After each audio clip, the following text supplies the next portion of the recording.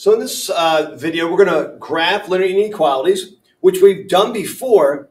However, they've already been solved for y. In other words, they're already like in slope-intercept form, easy to put into an equation in which we find the boundary line, and then from the boundary line, we decide whether to shade on the right or the left or above or below.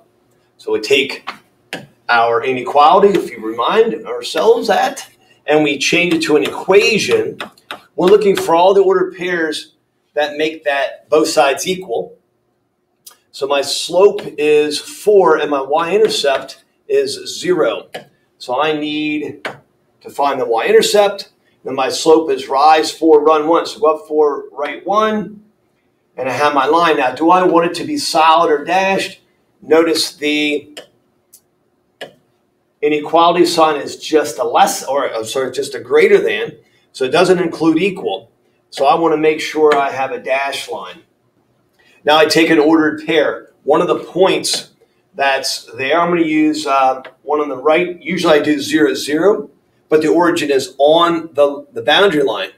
So I got to choose another one. I'm going to choose 1, 1. So I think that's pretty easy to use. I'll put a 1 where the y is and a 1 where the x is. That would be 4 times 1 is 4. Is 1 greater than 4? Of course not. So we would not shade to the right. We would shade to the left. So I got to hit my button that says, give me the menu. I want to shade. I'm going to shade to the left side because 1, 1 did not work when I checked it in the original problem. Let's see how we did.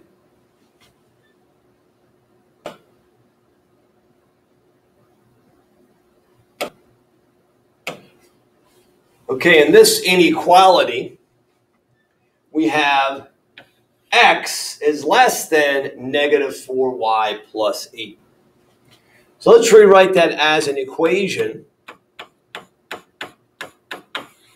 But we're not going to graph yet. Now, we could make a t-chart and get a couple ordered pairs and then take the ordered pairs and graph. But I want to solve it for y so we can put it into slope-intercept form, and slope-intercept form is really easy to graph then. So I need to get the y by itself. So I'm going to move the y's to the left side. Well, actually, I can just subtract 8, I guess. A couple ways you can do it. So I have x minus 8 equals negative 4y. Then I got to divide by negative 4 on both sides. And I end up with distributing. So I have 1x divided by negative 4. So it'll be 1/4. Actually, it's a negative 1/4 x. And then I take the negative 8 or minus 8, negative 8, divide by negative 4 is a positive 2. And on the right side, I just get a y. So I have y equals negative 1/4 x plus 2. 2 is my y-intercept. So my y-intercept is here. My slope is negative 1/4. So I go down 1, right 4. Boom. I have my line. Now I don't want to include the line because it doesn't include equal. So I'm going to do a dashed. And I'm going to use 0, 0 as my checkpoint. Now 0 for x. So put a 0 right there. Negative 4 times 0 is 0. 0 plus 8 is 8. Is 0 less than 8? The answer is yes. So I know that that would work. Click on the shade. And I know that 0, 0 should be a part of the solution set, as long as I did it right. Hit the check. Got it. All right, we'll do another one. We'll do one more yet.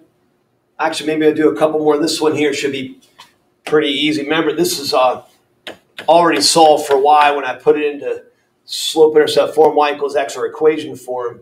Then it's slope-intercept form where the slope is a 1 and the y-intercept is 0. Hope that made sense after all. I do a lot of stuff out there. 0 is the y-intercept, so it goes to the origin.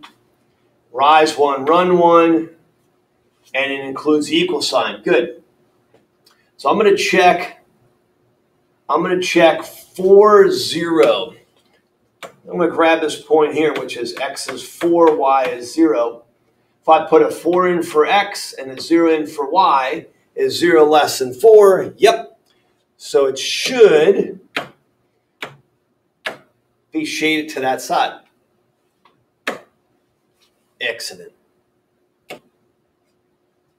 Okay, we take this inequality, write it as an equation, solve it for y, and you get y here, and you get this x over negative 2, or divided by negative 2. Remember, 1 is the coefficient of the x, so it's really, you can look at it as negative 1/2 x. So let me flip that around.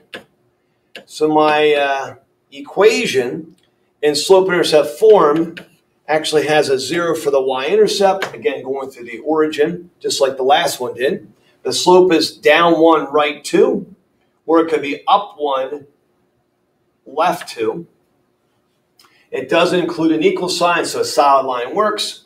I'll use the point 1, 1 and test it up in the original problem. So let me rewrite it over here. So let's say 1 is greater than or equal to negative 2 times 1 is negative 2. And that is true. 1 is greater than any negative. Click my menu, hit the shade. I definitely want that side.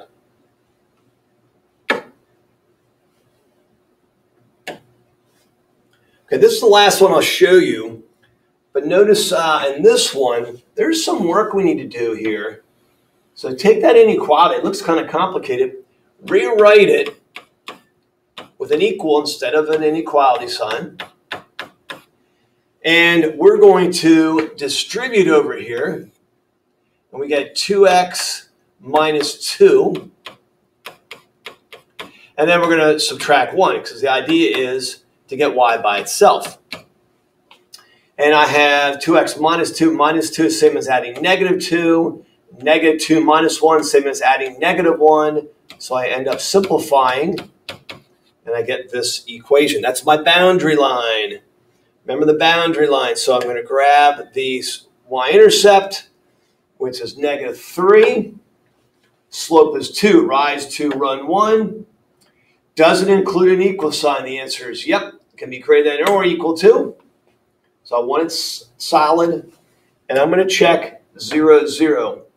So I go back to the original, put a 0 in for y and a 0 in for x. So I'm going to write this over on this side here. So 0 plus 1 is 1. I have greater than or equal to. Then when I do 0 minus 1 is negative 1. Negative 1 times 2 is negative 2. Make sure you simplify correctly. And if you do, you'll be able to tell if this is true or not. 1 is greater than negative 2, absolutely. So I know that 0, 0 worked. Shade to that direction. Good luck.